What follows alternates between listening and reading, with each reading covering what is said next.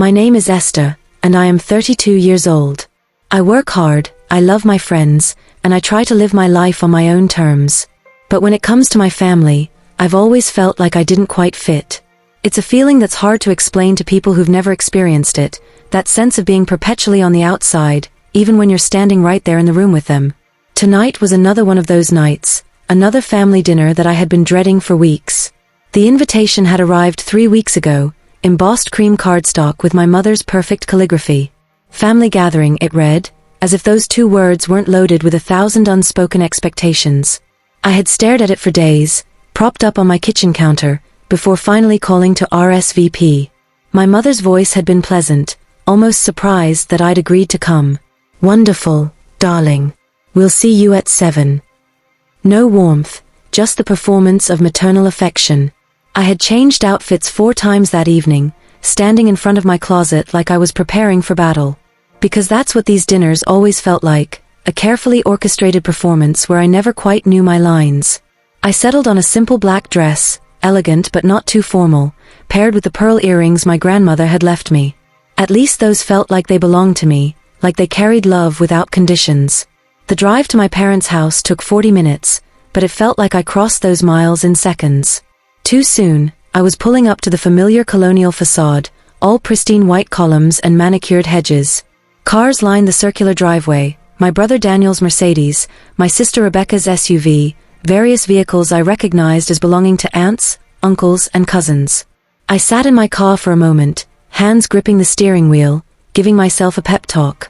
"You're a successful event planner. You coordinate 50-person weddings without breaking a sweat. You can handle 1 family dinner." But as I walked up the stone pathway, my confidence began to crack. Through the windows, I could see them all inside, laughing and talking, moving through the space with that easy familiarity that comes from belonging. I smoothed down my dress one more time and rang the doorbell, even though I still had a key. It felt more appropriate somehow, acknowledging that this wasn't really my home anymore. My father answered, his smile broad but his eyes distant, already looking past me to something more interesting. "Esther, come in, come in. Your mother's in the dining room." A pat on my shoulder, and then he was gone, pulled away by my Uncle Richard's voice calling from the living room about golf scores or stock markets or whatever it was they talked about. I stood at the edge of the dining room, my hands resting lightly on the edge of the table, trying to ground myself. The chandelier above shone bright, crystal teardrops catching the light and scattering it across the room. But all that brightness did nothing to calm the tight knot in my stomach. My parents were already there, greeting guests with their usual practiced smiles, the ones that never quite reached their eyes when they looked at me. My siblings laughed, moving around the table with the kind of ease I had never managed, Daniel with his arm around Rebecca, both of them golden and perfect and exactly what our parents had wanted. I watched them for a moment, these people who shared my blood but felt like strangers. Rebecca caught my eye and gave a little wave, but it was perfunctory, obligatory. We used to be close, when we were children. I remembered building forts in the backyard, sharing secrets under blankets with flashlights. But somewhere along the way, she had learned to fit the mold, and I had learned that I never would. When my mother saw me, her eyes held that familiar mix of judgment and expectation. She looked me up and down, her gaze lingering on my dress, my hair, my choice of jewelry, calculating and cataloging every perceived flaw. I forced a small smile, the kind I'd perfected over years of these interactions. "Esther, darling, so glad you could join us," she said, her voice polite but distant, like she was greeting an acquaintance rather than her daughter. "Thank you, Mother," I replied, keeping my voice calm, though my chest felt heavy, like someone had placed a stone there and told me to carry it gracefully. I looked at the table, scanning for my place card. My mother always did place cards, another one of her traditions, another way to orchestrate and control every aspect of every gathering. The table was stunning, I had to admit. White linens, gold-rimmed china, fresh flower centerpieces that probably cost more than my monthly grocery budget. Everything perfect, everything in its place. That's when I saw it, the card with my name on it, written in my mother's elegant script. Not at the adult table, where I had expected to sit. Not with my siblings or my cousins who were all around my age. But at the children's table, tucked in the corner of the room, where my nephew Tommy sat with his coloring books and my niece Sarah played with her doll. For a moment, I thought I must be seeing it wrong. I blinked, looked again. But no, there it was. Esther in perfect calligraphy, sitting between Tommy and Sarah. I felt my hands clench around my clutch, my nails digging into the leather. My brother Daniel noticed where I was looking. He laughed softly, that condescending chuckle he'd perfected over the years. Maybe Esther will enjoy the kids' company tonight, he said, loud enough for several people to hear. A few nervous laughs rippled through the room. I felt every eye turn toward me, waiting to see how I would react. This was a test, I realized. They wanted to see if I would make a scene, if I would prove them right about me being difficult, dramatic, too sensitive. Or maybe they expected me to laugh it off, to be a good sport, to shrink myself down small enough to fit into that tiny chair at the children's table. I slid into the chair, trying to breathe through the anger that was rising in my throat like bile.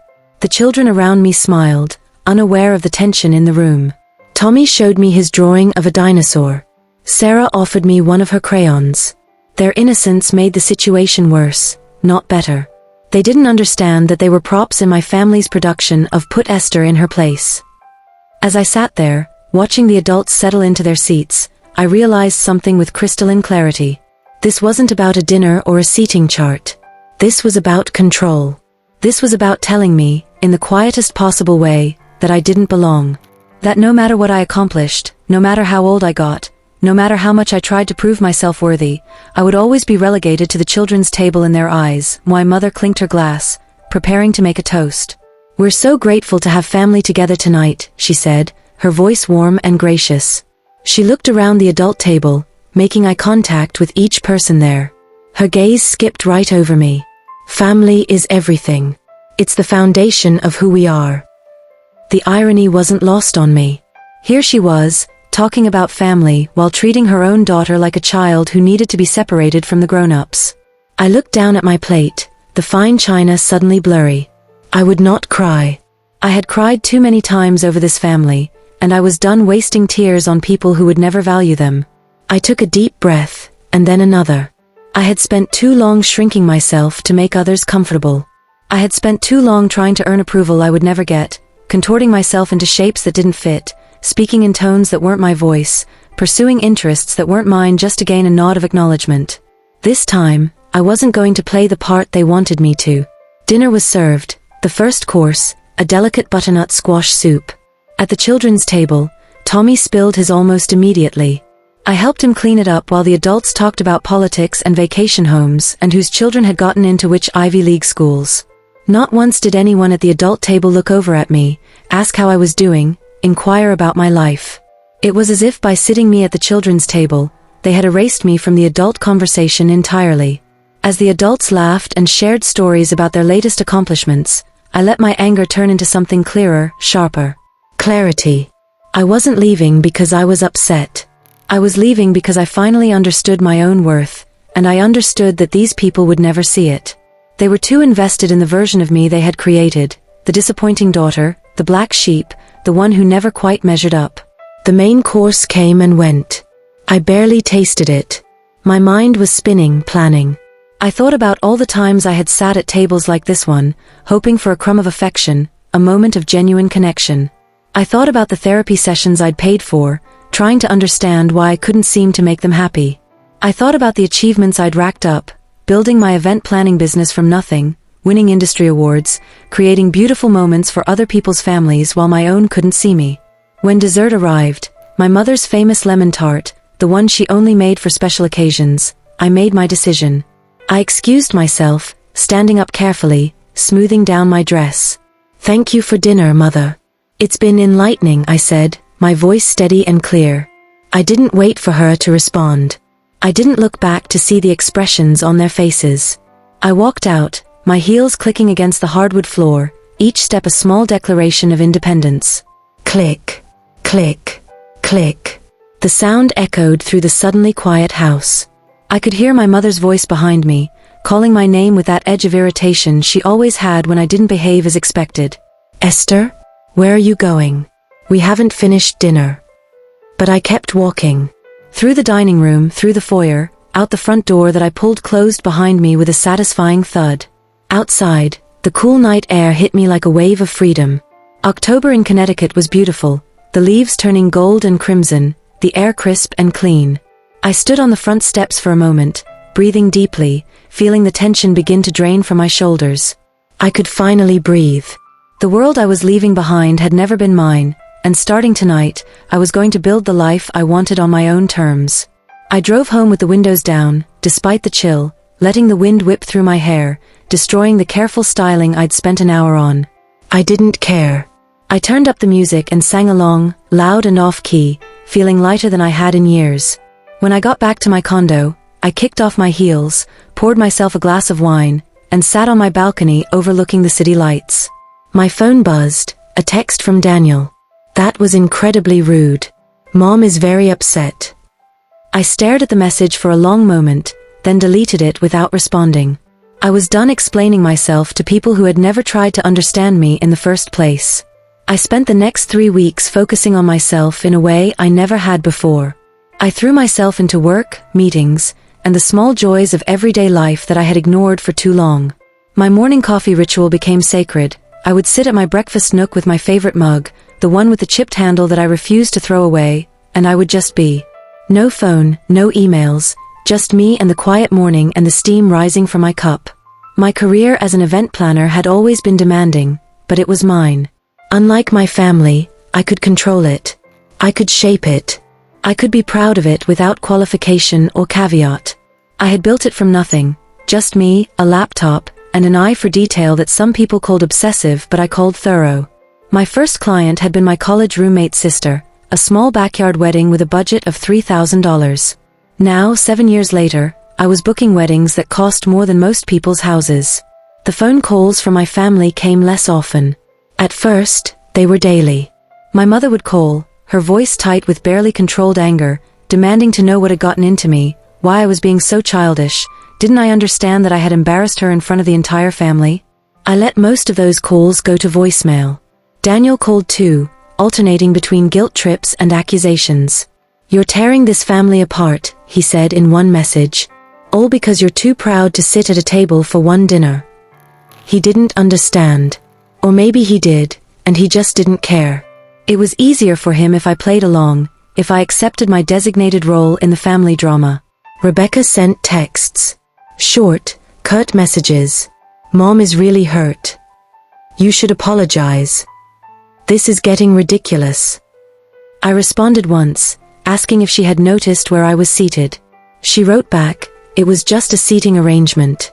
You're making it into something it wasn't. But it was something. It was everything. Then the calls came every few days. Then once a week. By the third week, I was only hearing from Aunt Helen. She was the only one who understood me, the only one who had ever really tried. Aunt Helen was my mother's younger sister, the one who had never married, who had traveled the world instead of settling down, who painted watercolors in her spare time and didn't care what anyone thought about her life choices. She didn't push. She simply checked in, offering support and updates on family drama that I was happy to ignore. Your mother is telling everyone you had some kind of breakdown, she said one afternoon over the phone, her voice dry with amusement. I told her maybe you just finally had a breakthrough. What did she say to that? I asked, smiling despite myself. She hung up on me. We're both in the doghouse now. I'm sorry I dragged you into this. Esther, darling, I've been in this doghouse for 40 years. The company is nice. Her words stayed with me as I worked. You're doing the right thing, she had said during another call. Sometimes, standing up for yourself is the hardest thing, but it's the only way to show people what they've been taking for granted. I was planning one of the biggest weddings of the season, the Thornton wedding. Jennifer Thornton had found me through a referral from another client, and when she walked into my office for our first consultation, I knew this wedding would be special.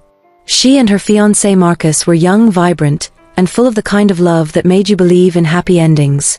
They trusted me to make their day perfect, and I was determined not to let them down. The wedding was scheduled for 6 weeks after the infamous family dinner. I threw myself into every detail, testing caterers, visiting venues, meeting with florists and photographers and musicians. Jennifer wanted a garden theme with an elegant twist, something that felt natural but elevated. We settled on the Waverley Estate, a historic property with sprawling gardens and a glass conservatory where we could host the reception. The planning was consuming in the best way. It reminded me why I had chosen this career in the first place. There were people who valued me, not for what I could do for them emotionally, but for what I could do, period. My clients didn't care about my family dynamics or whether I fit some prescribed mold.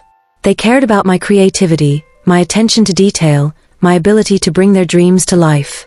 My small team was incredible. Kelsey, my assistant coordinator, had been with me for 2 years and knew my workflow better than I did sometimes. Sophie handled all our administrative work, keeping our schedules and invoices organized with an efficiency that bordered on magical.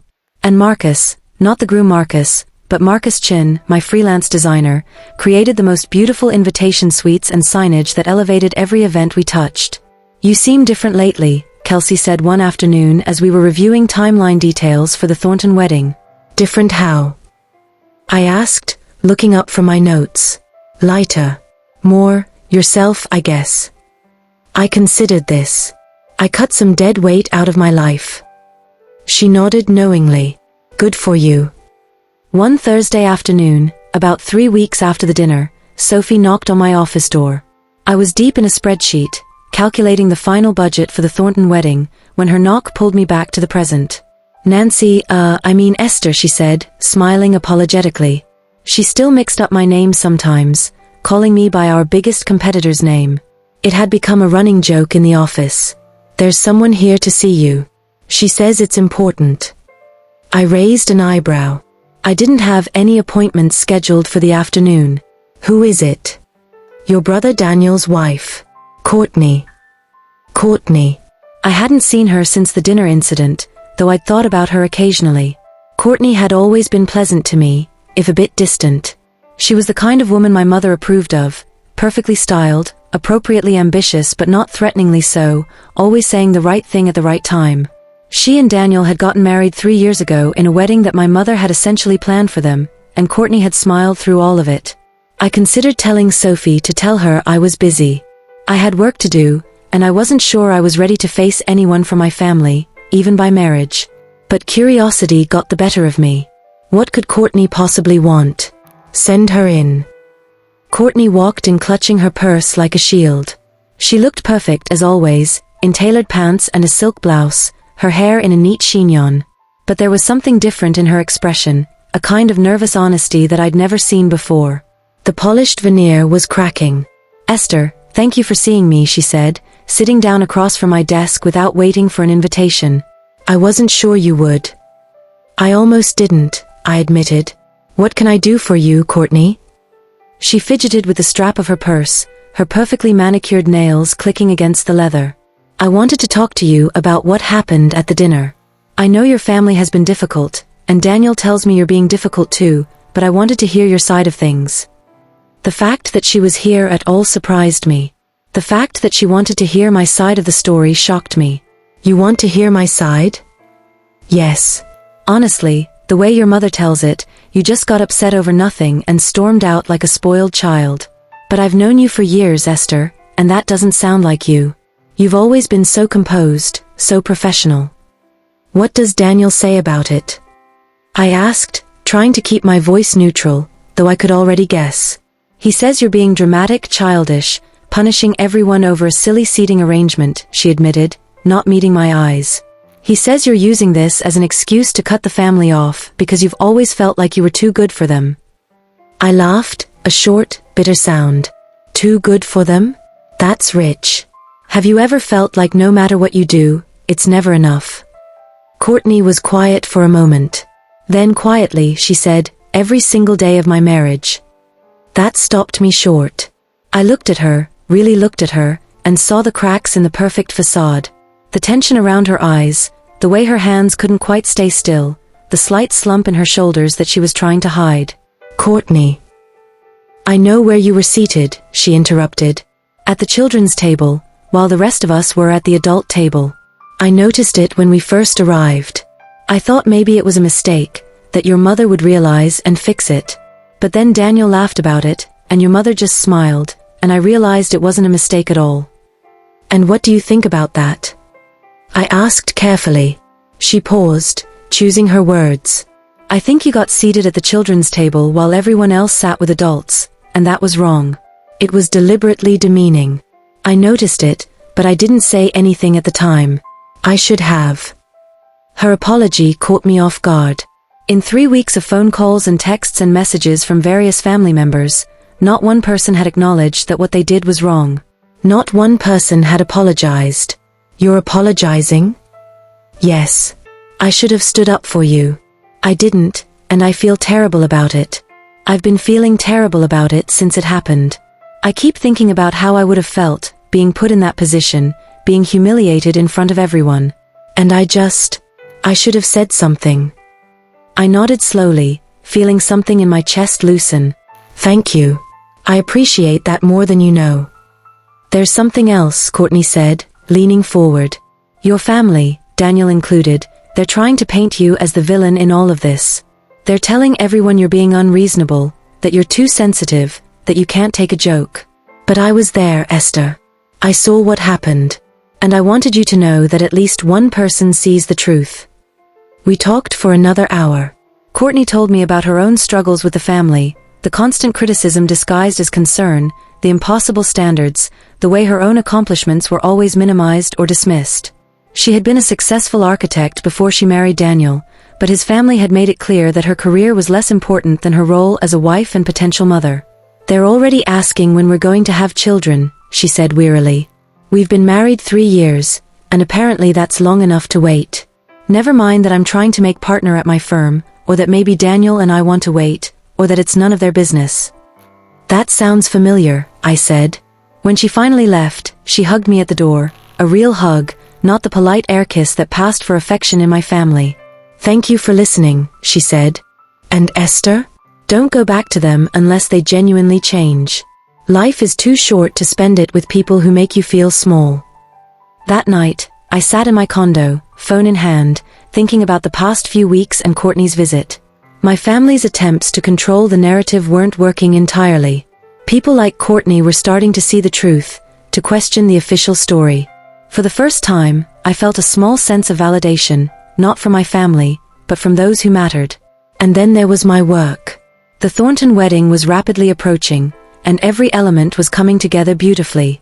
The invitations had gone out weeks ago, designed by Marcus with delicate watercolor florals that complemented the garden theme. Jennifer and Marcus had approved the final menu, a farm-to-table feast featuring local ingredients and seasonal flavors. The florist had created sample arrangements that were exactly the romantic, whimsical vibe we were going for. I had a team of 12 people coordinating the day itself: ceremony setup, reception coordination, vendor management, guest relations, and contingency planning. Because there were always contingencies. Weather was the biggest concern for an outdoor wedding, but we had backup plans for rain, wind, cold, heat, and everything in between. The morning of the Thornton wedding, I woke up at 5 a.m., my mind already running through the checklist. By 6, I was on site at the Waverly Estate, watching the sunrise paint the gardens in shades of pink and gold. It was going to be a perfect day: clear skies, mild temperatures, a light breeze that would keep things comfortable without wreaking havoc on the decorations.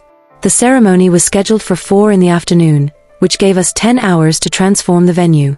The team arrived in waves, first the rental company with chairs and tables, then the florist with truck after truck of flowers, the caterers with their equipment, the musicians to set up and do sound checks.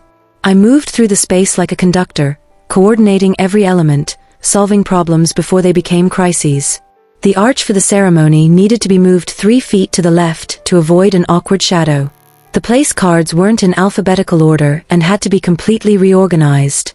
One of the bridesmaids forgot her shoes and we had to dispatch someone to the nearest store that carried her size. But by 3:30, everything was perfect. The ceremony space was breathtaking. Rows of white chairs facing an arch covered in climbing roses and jasmine, the aisle scattered with flower petals that caught the afternoon light. The reception area in the conservatory looked like something out of a fairy tale, with hundreds of candles waiting to be lit and centerpieces that cascaded across the tables in rivers of blooms. Jennifer arrived with her bridesmaids, radiant in her dress, eyes bright with happy tears. "Esther, it's perfect. It's exactly what I imagined." "You're perfect," I told her, and meant it. "Now go get married." The ceremony was beautiful. Jennifer cried. Marcus cried. Half the guests cried. I stood in the back, watching the couple exchange vows they had written themselves, promising to love each other through all the complications and challenges that life would bring. And I felt something shift in my chest, not sadness at what I didn't have, but joy at what I had created. This moment, this perfect crystallization of love and commitment, existed because of my work. The reception was spectacular. Candles flickered on tables, flowers spilled from every surface, and the guests were in awe. The food was incredible. The chef had outdone himself. The band played everything from swing to hip-hop, keeping the dance floor packed. Jennifer and Marcus danced their first dance to Louis Armstrong's What a Wonderful World, and you could feel the love radiating from them. I moved through the crowd, coordinating staff, ensuring the timeline stayed on track, solving small crises that the guests never even noticed. A zipper broke on one of the bridesmaids' dresses. I had a sewing kit. The best man lost his speech. I had helped him outline it earlier and could prompt him. The cake knife went missing. We found it, used it, and got those perfect cutting photos. As the evening wound down and the guests began to leave, Jennifer found me supervising the cleanup. She threw her arms around me, still in her wedding dress, smelling of champagne and flowers. "Thank you," she said. "Thank you for making this the best day of our lives." "You did great, Esther," Kelsey whispered as we packed up the last of our supplies, loading them into the van. "Even with all that family drama you've been dealing with, you pulled it off. This was probably the best wedding we've ever done." I smiled, exhausted but proud, feeling something I hadn't felt in years. Satisfaction. Pride. Freedom. "We did great work," I said, and I meant it. This was what I was capable of when I wasn't spending all my energy trying to be someone I wasn't. In the weeks that followed, my life changed in ways I hadn't imagined. The Thornton wedding photos went viral on social media. Jennifer's photographer had an enormous following, and the images from their wedding were shared thousands of times. My business grew exponentially. Calls came from new clients, corporate contracts, and event planners who wanted to collaborate. People who had never heard of me suddenly knew my name.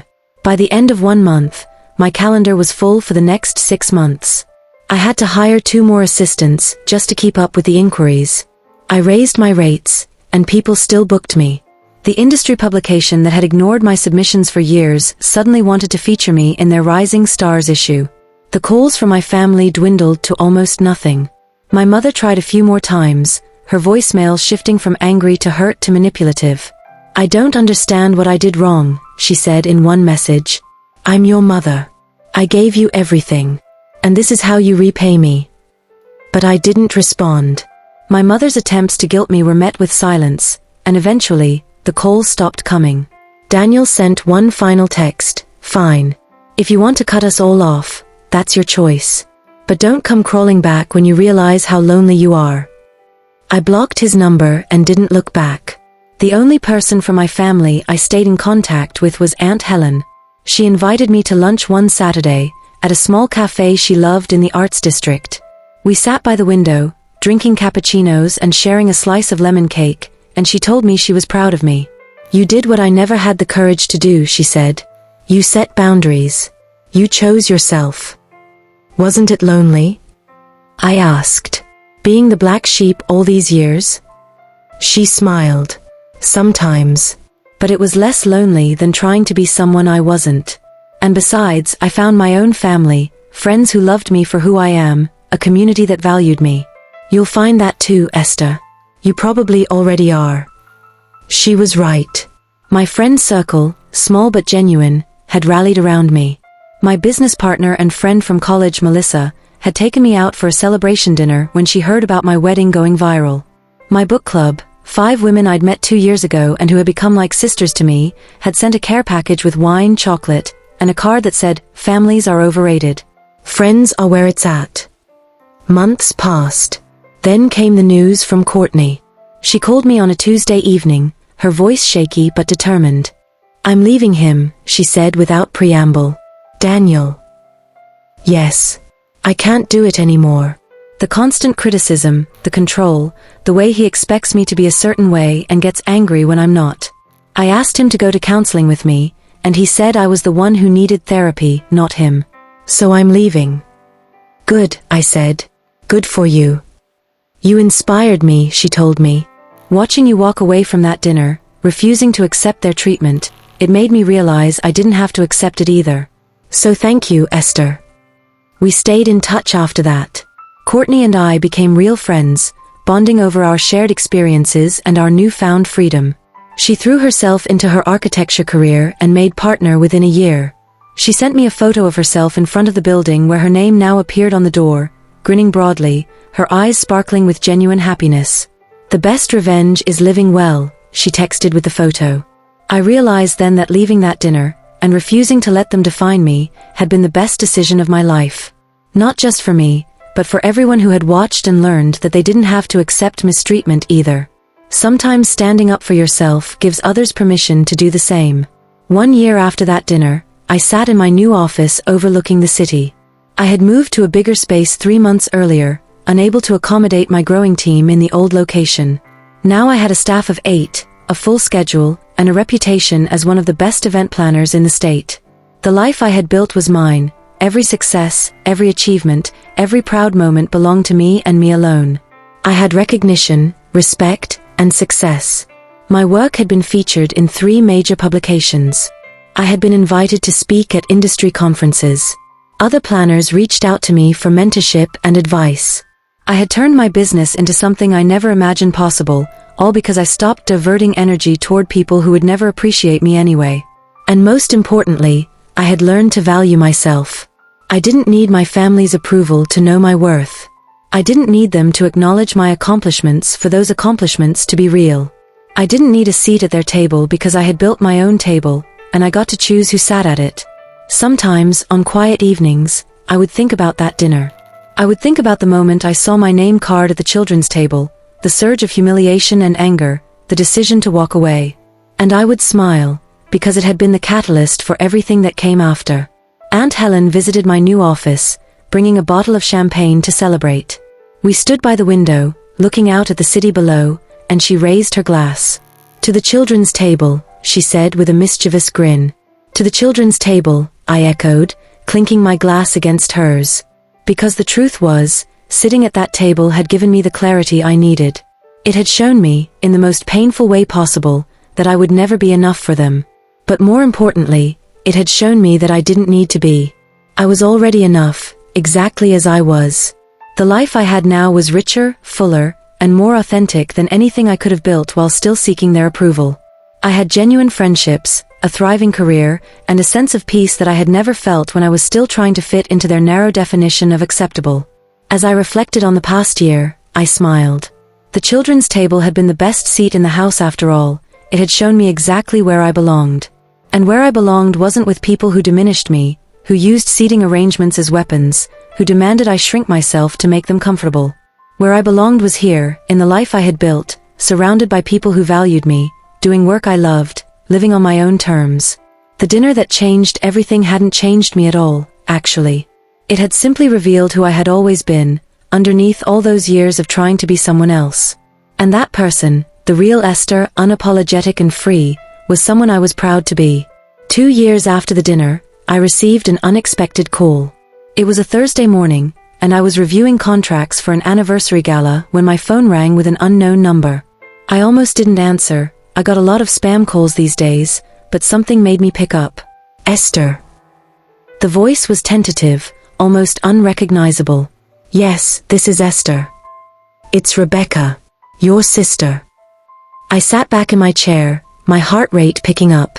I hadn't spoken to Rebecca in 2 years. "Rebecca. Hi." There was a long pause. I could hear her breathing on the other end, could sense her struggling with whatever she wanted to say.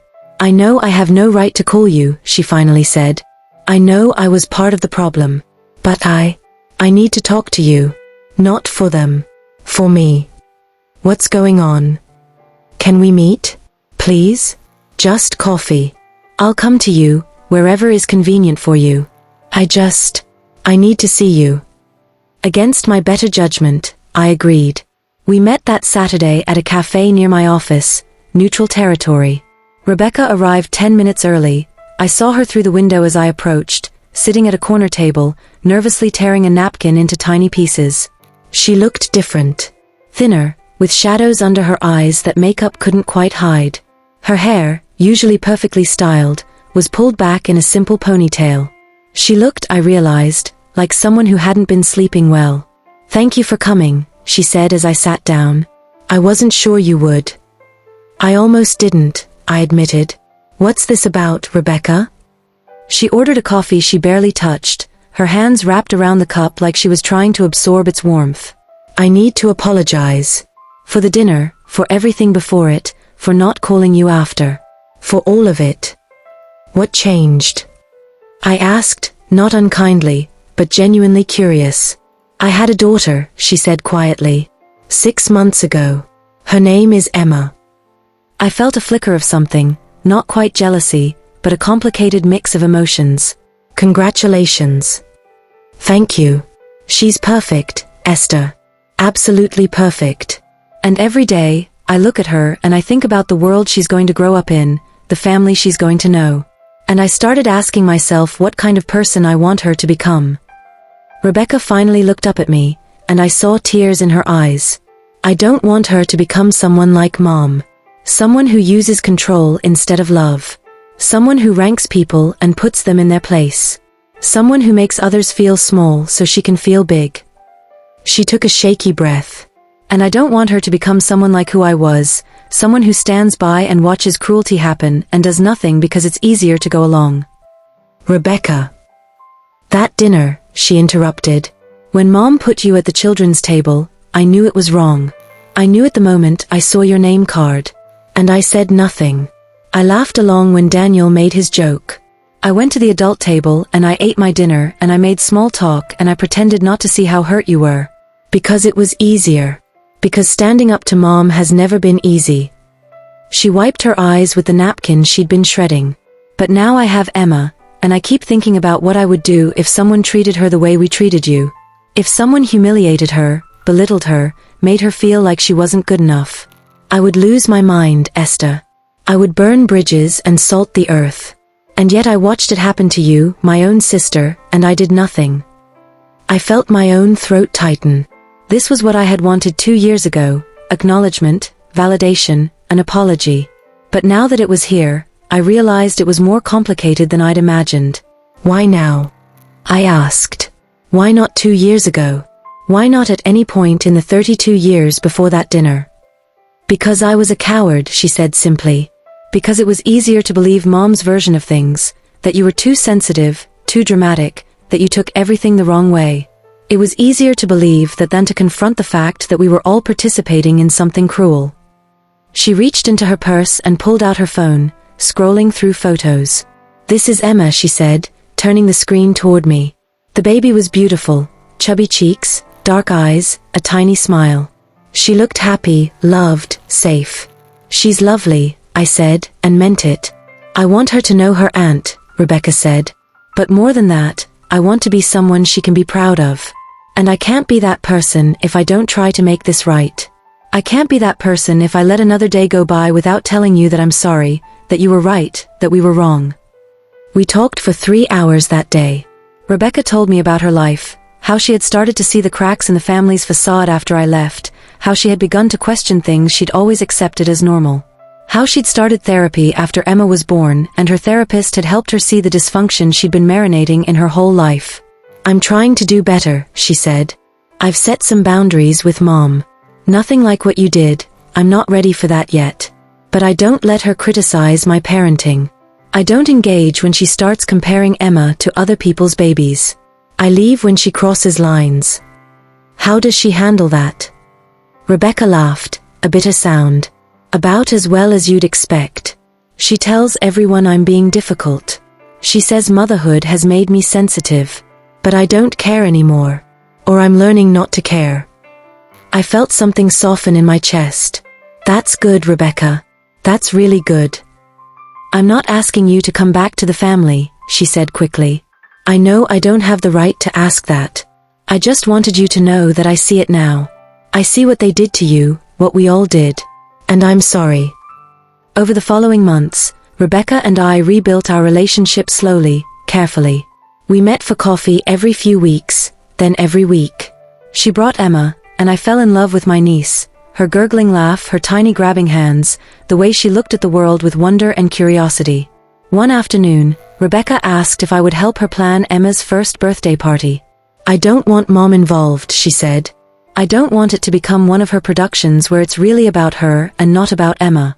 I want it to be genuine, fun, focused on my daughter. And you're the best event planner I know. So I planned my niece's first birthday party, a small gathering in Rebecca's backyard with a storybook theme, soft colors, and decorations that felt magical without being overwhelming. There were bubbles and a ball pit and a smash cake that Emma demolished with gleeful abandon. Rebecca cried happy tears as she watched her daughter experience pure joy. "Thank you," she said, hugging me as the guests were leaving. "Thank you for this, for forgiving me, for giving me another chance. Thank you for showing up," I said. "Thank you for doing the work." My mother called Rebecca 3 times during the party. Rebecca sent every call to voicemail. The business continued to grow. By year 3, I had expanded beyond weddings into corporate events, charity galas, and high-profile product launches. I hired a business manager to handle the financial side of things so I could focus on the creative work I loved. I bought a small office building and renovated it into a beautiful space with a showroom where clients could see table settings and design concepts. I won awards, Best Event Planner in the state 2 years running, a national recognition for innovative design, a feature in a glossy magazine that sat on coffee tables in waiting rooms everywhere. My mother's friends started booking me for their events, which was both vindicating and awkward. They would gush about my talent while carefully avoiding mentioning my mother, and I would smile and take their deposits and create beautiful events for them. One of these clients, Mrs. Patricia Morrison, had been at that fateful dinner 3 years ago. She booked me for her daughter's wedding and never mentioned the incident, but at the end of our final planning meeting, she paused at my office door.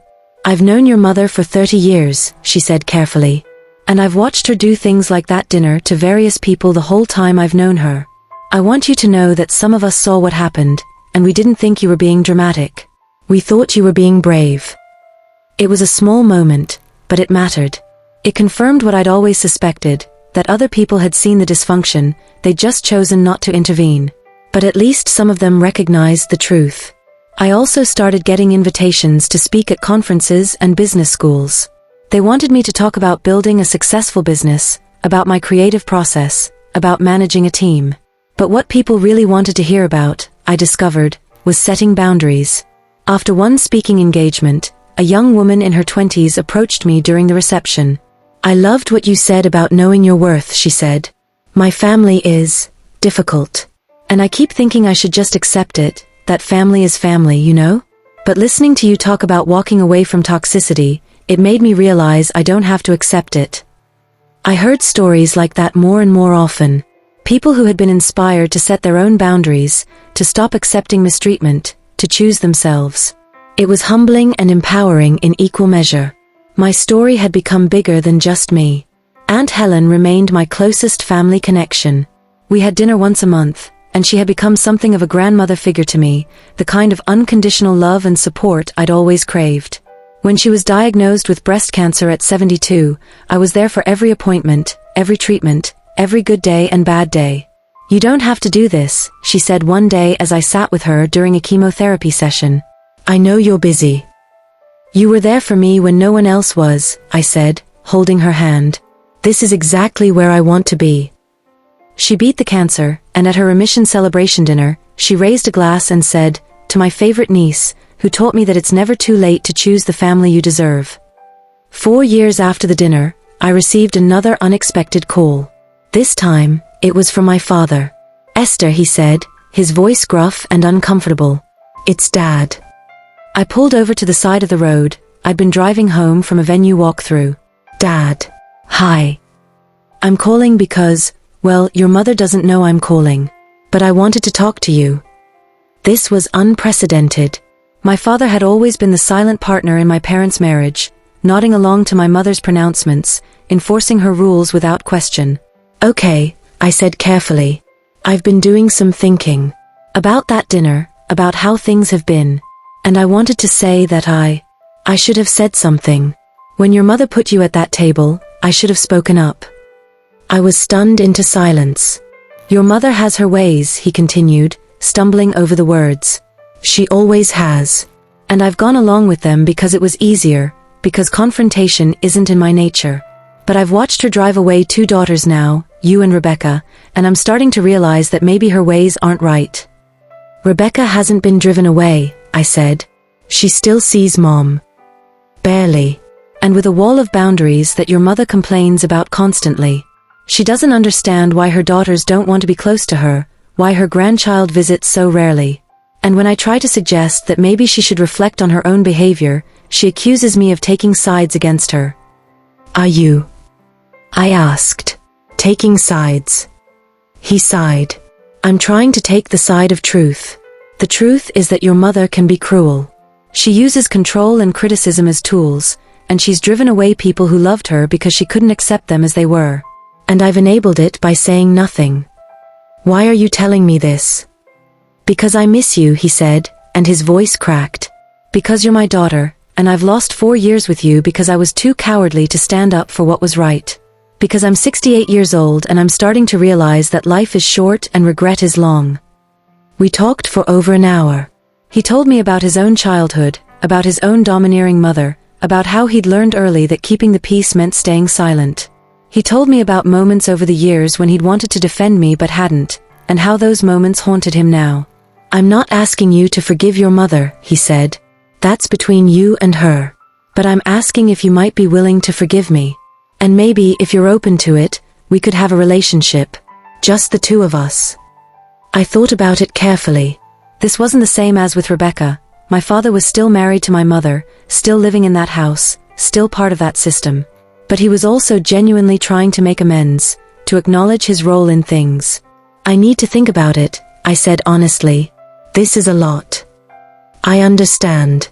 Take all the time you need.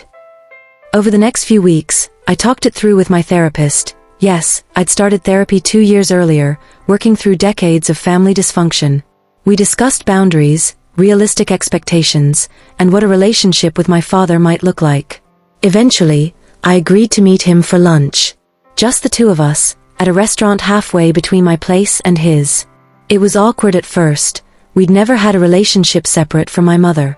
We'd never just been father and daughter having a conversation. But slowly, over a series of lunches and phone calls, we built something new. He told me stories about his work as an engineer, about projects he'd been proud of, about dreams he'd had when he was young. I told him about my business, my successes, my challenges. We found common ground in unexpected places, a shared love of old mystery novels, a similar sense of humor, a tendency toward introversion that we'd both learned to mask. He never pushed me to reconcile with my mother. He accepted the boundaries I set. And while it wasn't perfect, there were still complicated feelings, still wounds that hadn't fully healed. It was something. It was a relationship built on mutual respect rather than obligation. Rebecca was shocked when I told her. Dad called you? Dad had that conversation. People can change, I said, if they want to badly enough. Has Mom changed at all? I don't know. She hasn't reached out to me. Rebecca was quiet for a moment. She asks about you sometimes, in this passive-aggressive way. I wonder what Esther is up to. I wonder if she ever thinks about her family. But she's never actually acknowledged what she did wrong. And she probably never will, I said. That's okay. I don't need her to anymore. And I meant it. The validation I'd been seeking for so long, I'd found it in other places. In my success, in my relationships with people who genuinely valued me, in the life I'd built. My mother's approval had once felt essential, but now it felt irrelevant. 5 years after the dinner, I was planning the biggest event of my career, a gala for a tech company's 25th anniversary with a budget that made my head spin and a guest list that read like a who's who of the industry. It was being held at a historic museum, and we were transforming the entire space into an immersive experience celebrating innovation and creativity. The night of the gala, I stood in the museum's grand hall, watching everything come together. Projected images danced across the walls. A string quartet played in one corner while a DJ set up in another. The catering team was laying out a spread that looked like art. My team of 20 coordinators moved through the space with practiced efficiency, every person knowing exactly what they needed to do. I was wearing a sleek navy gown. When you're hosting events at this level, you need to look like you belong, and checking details on my tablet when someone called my name. Esther Green. I turned to see a woman in her 50s, elegant in a silver dress, smiling at me with warm recognition. Yes. I'm Jennifer Thornton's mother, she said. Well, Jennifer Marcus now. Do you remember their wedding? Of course, I said, smiling. That was 5 years ago now. How are they? Wonderful. They have twin boys now, and Jennifer's always talking about how their wedding was the perfect start to their marriage. She says you made everything so beautiful and so stress-free. That's lovely to hear. I recommended you to the company hosting this gala, she continued. I'm on the board. When they were looking for an event planner, I told them there was only one person who could do justice to a celebration this important. My chest tightened with emotion. Thank you. That means more than you know. Jennifer's told me some of your story, she said quietly. About your family. About how you walked away from toxicity to build this incredible career. I want you to know that your work has made a difference in many lives, not just the beautiful events, but the example you set. My younger daughter was in a difficult situation with her in-laws, and hearing about your journey gave her courage to set her own boundaries. This kept happening, people telling me that my choice to value myself had given them permission to do the same. It was perhaps the most unexpected outcome of that terrible dinner, this ripple effect of empowerment. The gala was a spectacular success. The CEO gave a speech thanking me by name, calling me a visionary who turned our anniversary into an unforgettable experience. I received 3 new client inquiries before the evening even ended. As I watched the guests dance and celebrate, Kelsey came up beside me. Remember when it was just you and me, working out of that tiny office, hoping we could book enough weddings to keep the lights on, she said. That was only 7 years ago. Look at you now. You've built an empire, Esther. We've built an empire, I corrected. I couldn't have done any of this without you, without the team. But as I stood there, taking in the scene, I thought about the journey that had brought me here. About the woman I'd been 5 years ago, sitting at a children's table, feeling humiliated and small. About the choice I'd made to walk away, to refuse to accept less than I deserved. That woman at the children's table, she'd had no idea what was coming. She couldn't have imagined standing here in this moment, having built something extraordinary from the ashes of rejection. 6 years after the dinner, I received an invitation that shocked me. Daniel was getting remarried, and he wanted me there. The invitation came with a handwritten note. Esther, I know we haven't spoken in years. I know I have a lot to apologize for. I would really like you to be at my wedding. No expectations, no pressure. Just an invitation from a brother who misses his sister and knows he screwed up. Daniel. I stared at the invitation for a long time.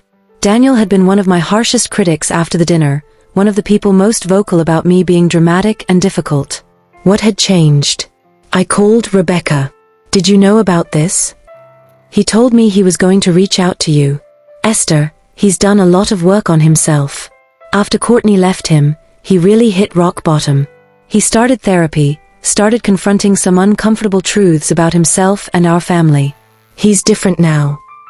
People don't change that much. Some do. If they want to. If they're willing to put in the work.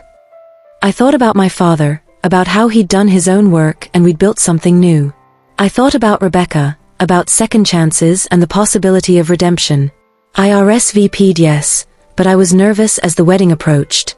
I bought a new dress, a sophisticated burgundy number that made me feel confident and beautiful. I went alone. I'd been casually dating but nothing serious, and I didn't want to bring someone into this potential minefield. The wedding was small, intimate, held at a vineyard in the countryside.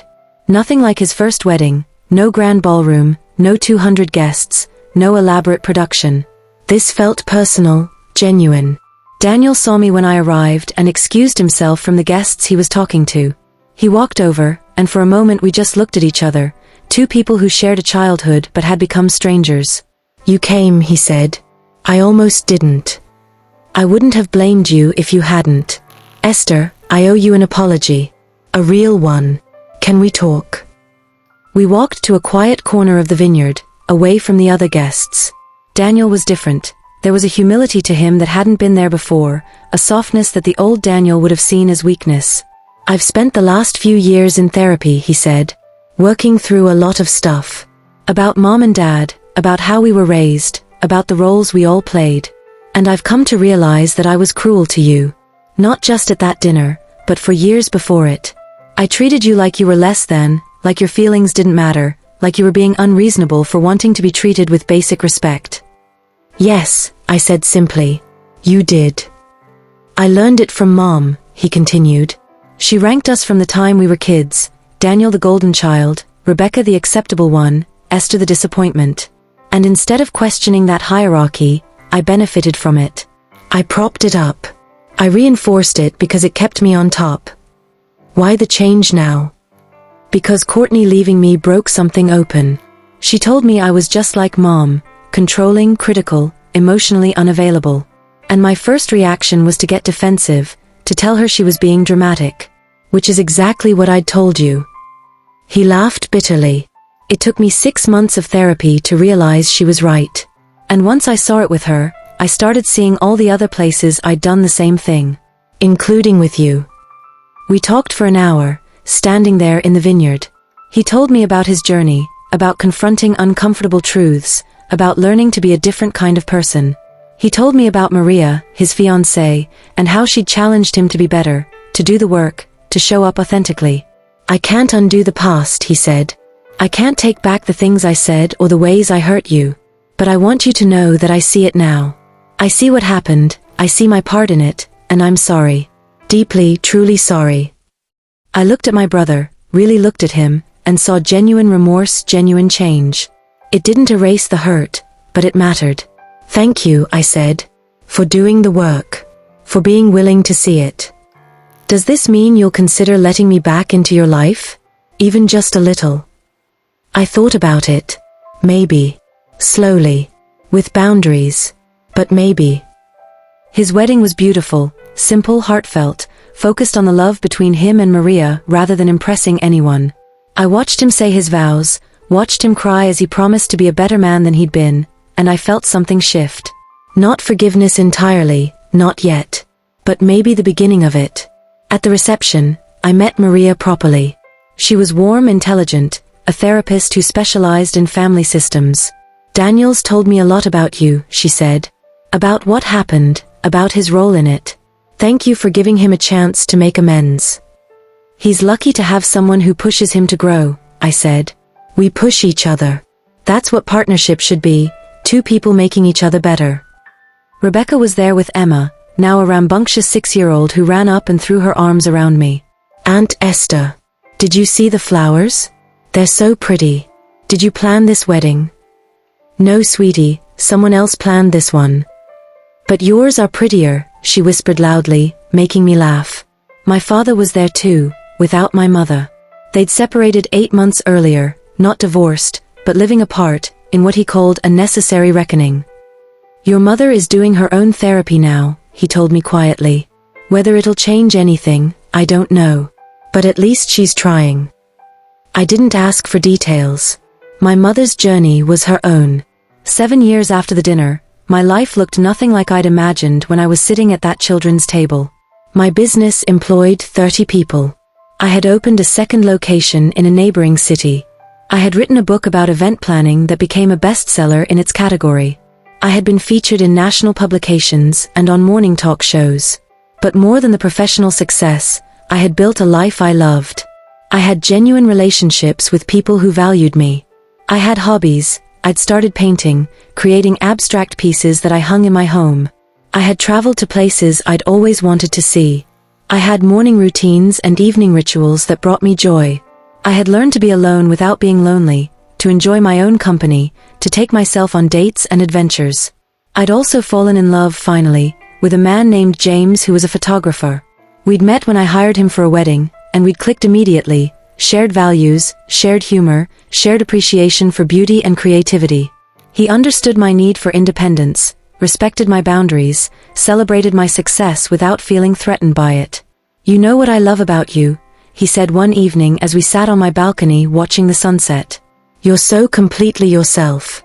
No pretense, no performance. Just Esther, take it or leave it. I spent too many years being someone I wasn't, I said. I'm not going back to that. Good. Don't. The real you is pretty amazing. Rebecca and I had grown close again, finding our way back to the sisterhood we'd had as children, but with adult understanding and mutual respect. Emma called me her favorite aunt and wanted to be an event planner when she grew up. Daniel and I had cautiously rebuilt a relationship, not what it had been, but something new and more authentic. My father and I had regular Sunday morning phone calls where we talked about books and current events, and sometimes, carefully, about the past and the family we'd both come from.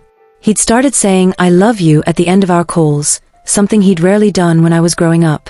Better late than never. Aunt Helen was thriving cancer-free for 3 years now, traveling and painting and living life fully. "I'm so proud of you," she told me regularly. "Look at what you've built, not just professionally but personally. You've created the life you deserve." As for my mother, I hadn't spoken to her directly in 7 years. I heard about her through others. She was in therapy, she'd started volunteering, she'd made some changes in her life. Rebecca said she asked about me sometimes, but never directly reached out. Part of me had let go of the hope that she would. Part of me had accepted that some relationships just couldn't be repaired, and that was okay. I didn't need her to validate my worth anymore. I didn't need her approval to know I was enough. One day, I received a letter in the mail. My mother's handwriting on the envelope. I stared at it for a long time before opening it. "Dear Esther, I have been in therapy for nearly 2 years now, working through many things about myself and my relationships with my children.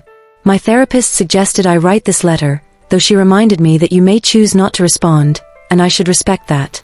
I am writing to tell you that I am sorry. For the dinner 7 years ago, and for every moment before it when I made you feel less than you are. I treated you unfairly, and I used control and criticism in place of love and acceptance.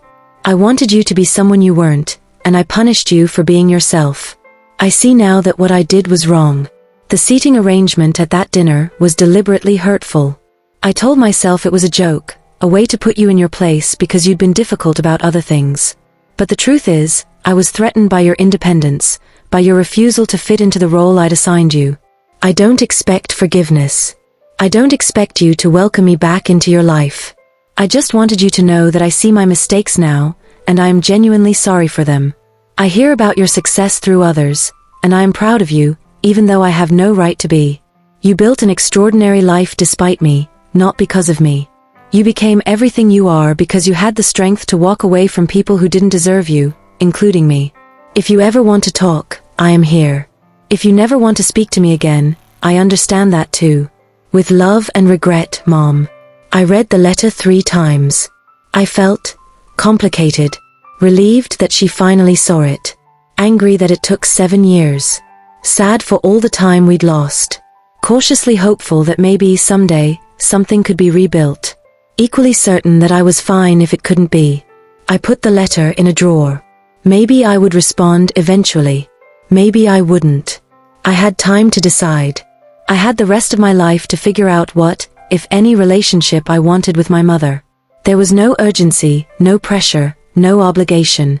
For now, I had a life to live, a business to run, relationships to nurture, adventures to have, moments to savor. I had worked too hard to build this life to let anyone, even my mother with her apology, disrupt the peace I'd found.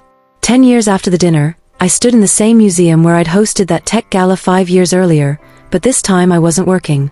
This time, I was being honored.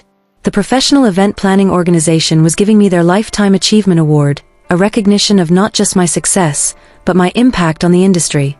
The room was filled with clients, colleagues, friends, and family.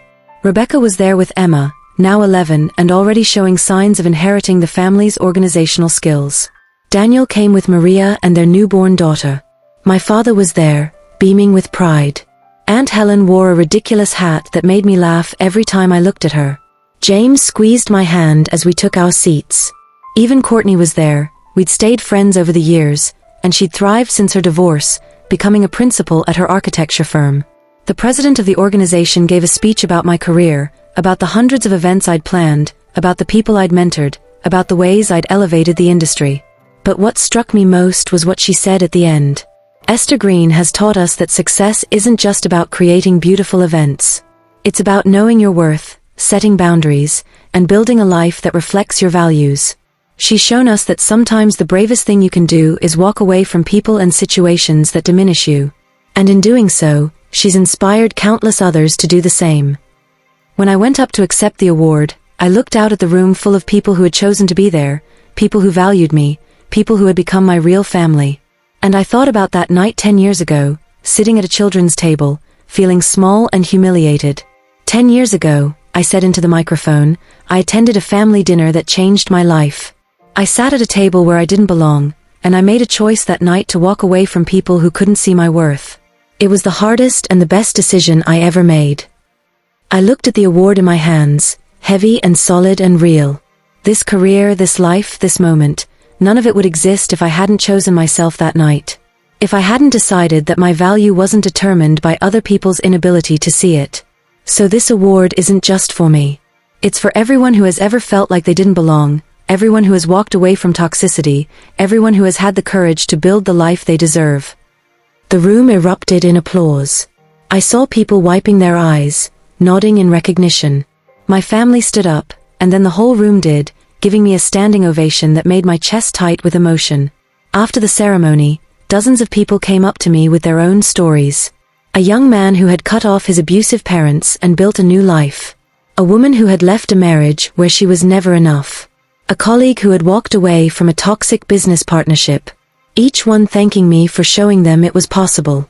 Later that night, back home with James, I sat on the balcony with a glass of wine, the award on the table beside me. "What are you thinking about?" James asked. About how 10 years ago, I thought my life was falling apart. I thought losing my family meant I was losing everything. But really, I was making space for everything I have now. "Do you ever regret it? Walking away?" I thought about it honestly. Sometimes I feel sad about what could have been if they'd been different people. But I don't regret choosing myself. Not for a second. My phone buzzed, a text from my mother. We'd been in limited contact for the past year, careful conversations every few months, slowly, cautiously exploring whether there could be something salvaged. She'd watched the award ceremony online, it had been live-streamed, and her message was simple. "You were magnificent tonight. I'm so proud of you. I'm sorry it took me so long to say it." I showed James the message. "Are you going to respond?" "Eventually," I said, "but not tonight. Tonight is for me, for us, for celebrating how far I've come." He kissed my forehead. "You've come so far, Esther. And you did it all yourself." "Not all by myself," I corrected. "I had Aunt Helen. I had friends who believed in me. I had clients who trusted me. I had a team who worked alongside me. And now I have you.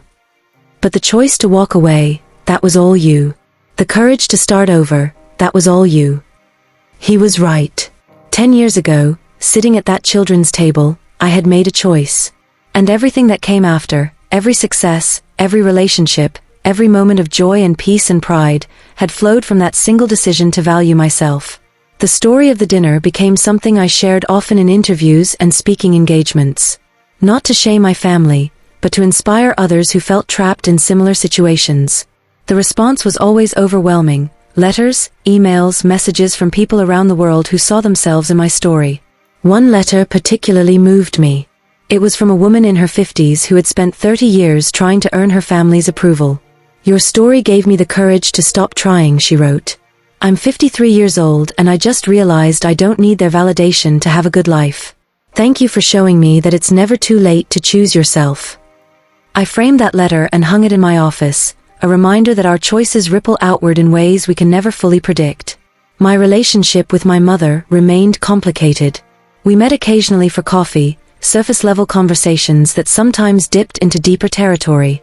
She was trying, genuinely trying, to be different, to acknowledge her mistakes, to build something new. But trust takes time to rebuild, and some cracks never fully heal. "I don't know if we'll ever have a normal mother-daughter relationship," I told my therapist one day. "What's normal?" she asked. "Maybe what you have now is what's possible, and maybe that's enough. Or maybe it's not, and that's okay too. You get to decide what you're willing to accept." That freedom, the freedom to decide what I was willing to accept, was perhaps the greatest gift I'd given myself that night at the children's table. Rebecca and I grew closer with each passing year. We took sister trips together, just the two of us, traveling to places we dreamed about as children.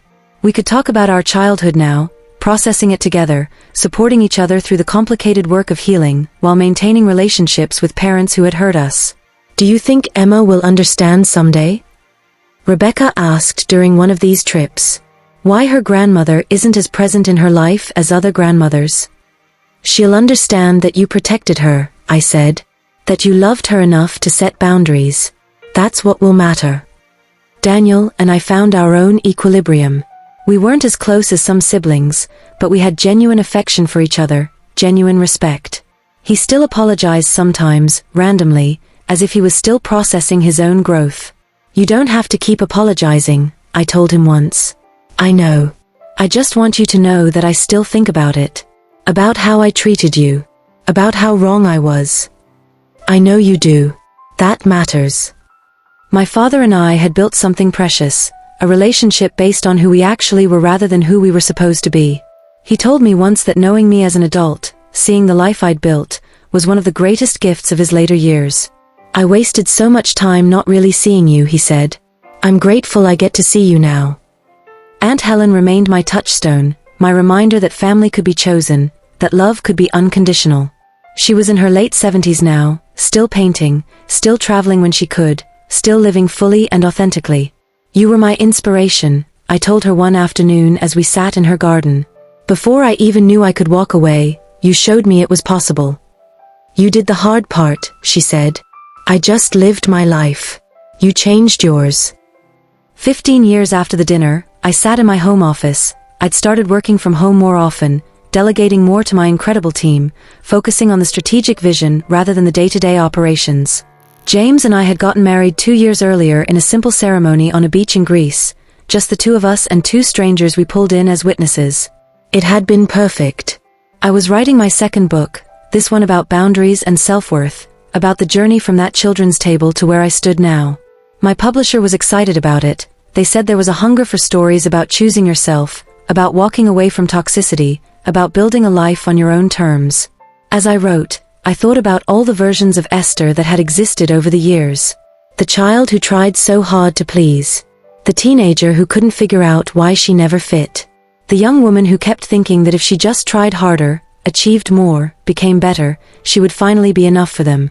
And then the woman at the children's table, 32 years old, finally understanding that she would never be enough for them, not because she was lacking, but because they were looking at her through the wrong lens. That woman had made a choice that changed everything. Not by changing who she was, but by refusing to keep pretending to be someone she wasn't. I thought about the life that choice had built. The business that had started as a desperate need to prove my worth and had evolved into genuine passion and purpose. The relationships that had begun as wounds and had been carefully, painstakingly healed or grieved or transformed into something new. The peace I'd found in my own company. The joy I'd discovered in simple pleasures. The confidence I'd built by doing hard things, by surviving loss, by creating beauty, by standing firm in my boundaries. My phone rang, Rebecca, calling to tell me that Emma had been accepted into her top choice college with a full scholarship. She wants to study event management and business, Rebecca said, pride evident in her voice. She says she wants to be like her Aunt Esther. She should be herself, I said. But I'm honored. You've been such a good example for her, Esther. Of what it looks like to be a strong woman who knows her worth. Of what it means to build a life you're proud of. Of how to love yourself enough to walk away from people who don't value you. After we hung up, I sat for a moment, letting that sink in. I had become someone's example. Someone's inspiration. Not because I was perfect or because I had all the answers, but because I had made a hard choice and built a good life from it. The children's table had been the catalyst for everything. That moment of humiliation, that clear demonstration that I would never be what they wanted me to be, it had freed me. It had forced me to stop performing, stop contorting, stop shrinking. It had pushed me to finally choose myself. And in choosing myself, I had built something beautiful. 20 years after the dinner, I hosted a celebration at my home, a garden party for my 50th birthday, surrounded by the people I loved. My team from work, now led by Kelsey, who had become my business partner. My friends from various chapters of my life. Rebecca and Emma, now a successful event planner in her own right, running her own company in another city. Daniel and Maria with their 3 children. My father, now in his 80s and moving slower but still sharp as ever.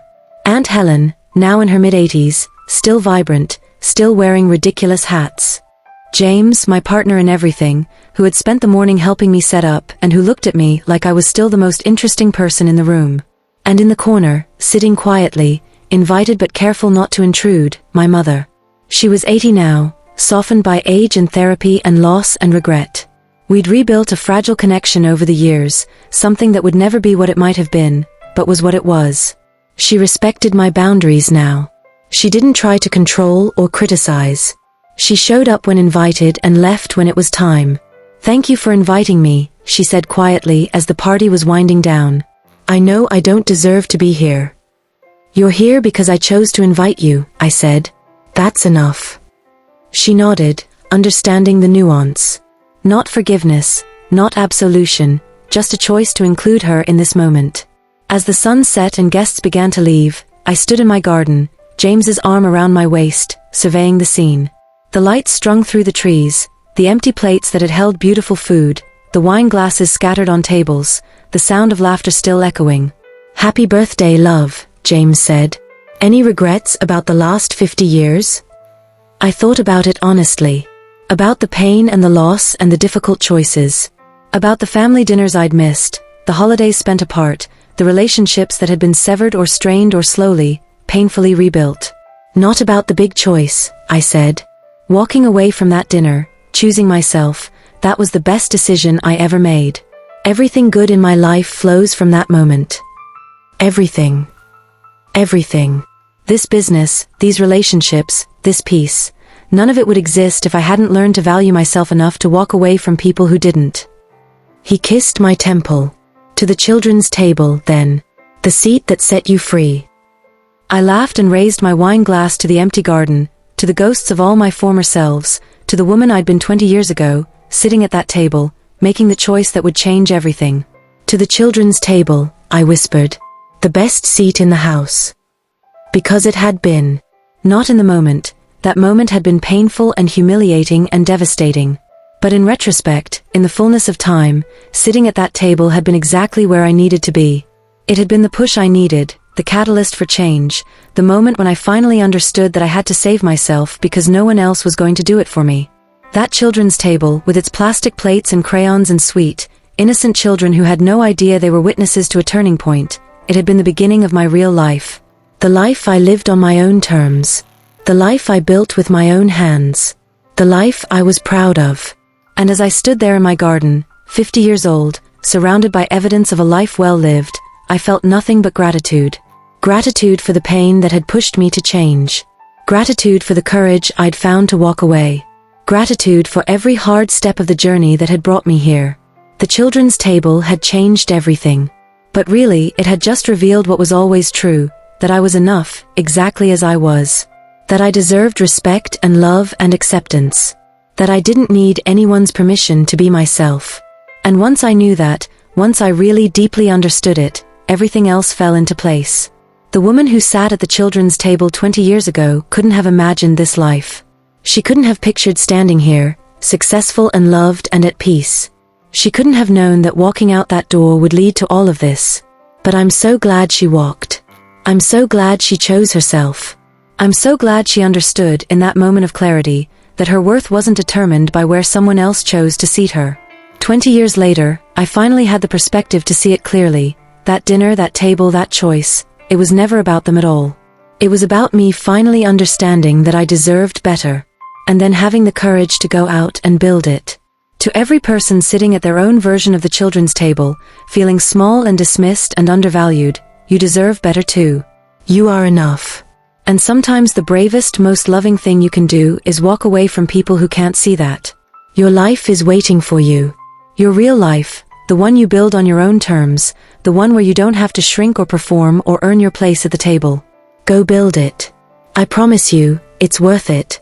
As the last guests left and James and I cleaned up together, I thought about what I might say to that 32-year-old woman if I could go back in time. If I could whisper something to her as she sat at that children's table, feeling humiliated and angry and confused. I would tell her, this is not the end. This is the beginning. Walk out that door and don't look back. The life you're going to build is better than anything you can imagine right now. The peace you're going to find, the success you're going to achieve, the love you're going to experience, it's all waiting for you. But first, you have to choose yourself. And she did.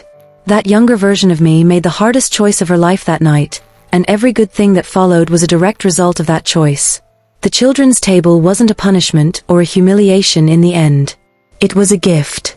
It was the catalyst that forced me to see clearly, to act decisively, to finally put myself first. And 20 years later, standing in the life I built from that choice, I could honestly say, thank you.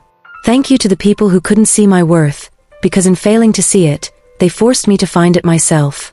Thank you to the pain that pushed me to grow. Thank you to the moment that changed everything. The children's table was the best seat in the house after all. Not because of where it was, but because of where it led me. Home. It led me home to myself. And that, more than any award or achievement or success, is the greatest gift of all.